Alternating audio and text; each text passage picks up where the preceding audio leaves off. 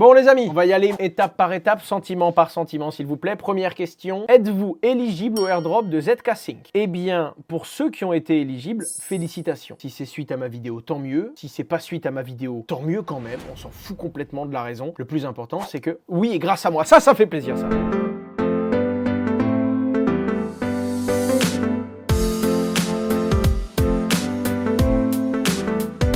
Alors, je ne sais pas combien vous avez gagné, certains beaucoup plus que d'autres pas suffisamment. J'estime que j'ai jamais gagné assez. Mais en tout cas, félicitations à ceux qui ont été éligibles et qui ont reçu des tokens gratuits. Quoi qu'il en soit, c'est disponible. Si vous n'avez pas pris le temps d'aller claim, sachez que vous pouvez vérifier si vous êtes éligible ici. C'est le lien officiel, je vous le mets dans le chat et j'espère que vous serez éligible. Layer 0 les amis. Alors là, un peu plus complicado. Là, je dois vous avouer que ça faisait vraiment très longtemps que j'étais sur Layer 0. J'utilise beaucoup d'outils basés sur Layer 0. J'utilise ça pour des montants qui sont très gros les gars. Je fais des transactions à 50, 100K, 1 million de dollars parfois. Ça pique d'avoir reçu aussi peu. Ça fait partie du jeu, c'est comme ça. De toute façon, c'est de l'argent qui tombe du ciel. Mais pour être franc avec vous, je ne suis même pas sûr que je couvre les frais de gaz de mes transactions. Ça fait partie du jeu. Je pense que c'est un peu dommage. Ils se sont un peu tournés leur communauté à dos. En tout cas, enfin, ça me... Mais bon, ça fait partie du jeu. C'est comme ça. À partir du moment où on joue le jeu d'un airdrop, on doit accepter quand il paye ou quand il ne paye pas. Eigenlayer a lancé la deuxième phase de son airdrop dans laquelle je ne suis toujours pas éligible. Non, j'ai eu une adresse qu'il était. Il y a beaucoup d'airdrops cette semaine. Bon, des airdrops qui payent beaucoup moins que certains, mais si vous n'avez pas été éligible au premier, vérifiez ça. Peut-être que vous êtes éligible. Si vous utilisez Eigenlayer et que vous faites du restaking, n'hésitez pas les amis quand vous choisissez un opérateur. On a maintenant un opérateur avec Meria. Il y a un peu d'argent dessus, c'est pas non plus... il y a un peu moins d'1 million de dollars dessus, mais n'hésitez pas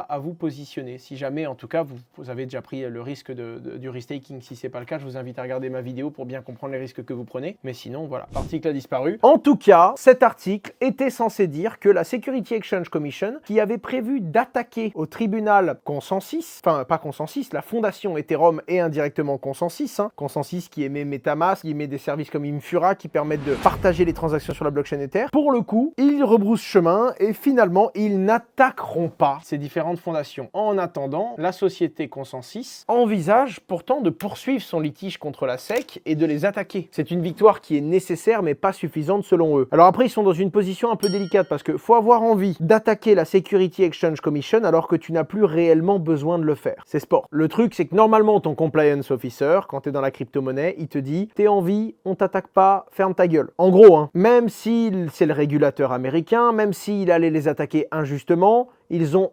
annuler les charges contre Ether, pas le moment, je pense, d'aller mettre du sel sur la plaie, si vous voyez ce que je veux dire. En attendant, c'est la position de Consensus et il est possible qu'il contre-attaque. Vous avez tous vu Star Wars, voilà, vous savez comment ça marche. En attendant, je pense que Consensus devrait tout simplement rester calme et se contenter de cette victoire qui est déjà très belle. Le responsable crypto de la Security Exchange Commission quitte l'agence de la régulation. Affaire à suivre, on va voir ce que ça donne et on va voir où ça va. Ça veut pas dire grand-chose, mais en tout cas, il était là-bas depuis presque 9 ans, 8 ans et quelques. Et il est difficile de quitter une agence qui m'a tant donné. Mais je suis très enthousiasmé par les nouveaux défis qui s'ouvrent à moi. En tout cas, pour la crypto, ça s'est pas bien sorti, mon ami. Historiquement, les directeurs de la SEC ont eu tendance à quitter leurs fonctions lors des élections d'un président issu de l'opposition. Il y a donc une possibilité que Gary Gensler cesse de diriger l'agence après le 7 novembre prochain. Oh là là là là, ce pump, un Gary Gensler qui démissionne, je pense que c'est égal à une chandelle verte. Qu'en pensez-vous? Kraken, là les amis, on rentre dans quelque chose de sympa. Alors les amis, le hack de Kraken. Je vous raconte l'histoire comme je l'ai comprise, comme je l'ai perçue, à travers le discours de quelques personnes que j'aime beaucoup et qui me l'ont expliqué, et à travers quelques screens que vous allez voir sur les réseaux sociaux. Attention, on n'a pas le fin mot de l'histoire et on n'est pas certain de ce qui peut se passer à partir de maintenant. Pour faire très simple, je commence par vous rappeler que vos fonds ne sont pas à perte, d'accord? Vous ne risquez rien. En tout cas,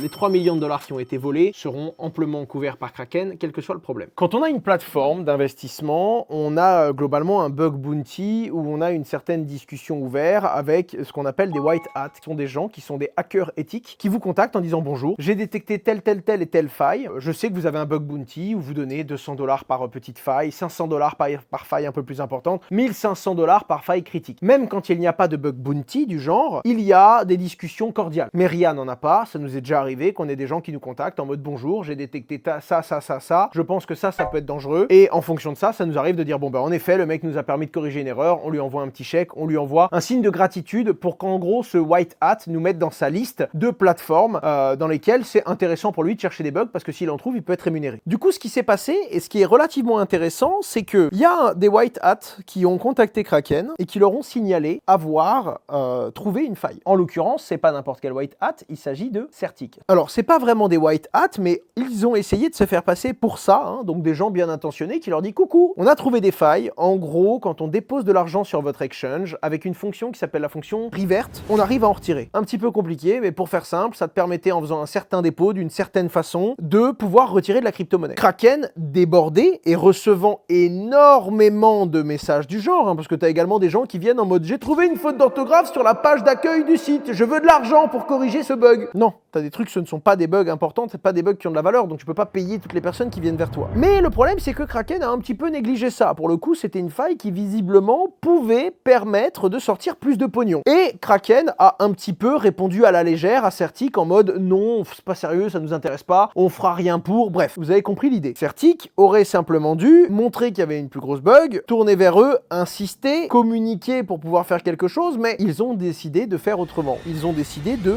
faire énormément de transactions de test et de voler, alors que c'est une agence de sécurité, hein, de dérober, pour ne pas dire voler, 3 millions de dollars à Kraken avec ce bug. Bon, jusque-là, si c'est pour les rendre, si c'est pour discuter avec Kraken et leur dire les gars, on a 3 millions de dollars maintenant, ceci n'est pas une blague, vous devez passer ça en priorité, vous devez rembourser ça. Et c'est là qu'il y a un problème, parce qu'ils ne se sont pas contentés tu pou.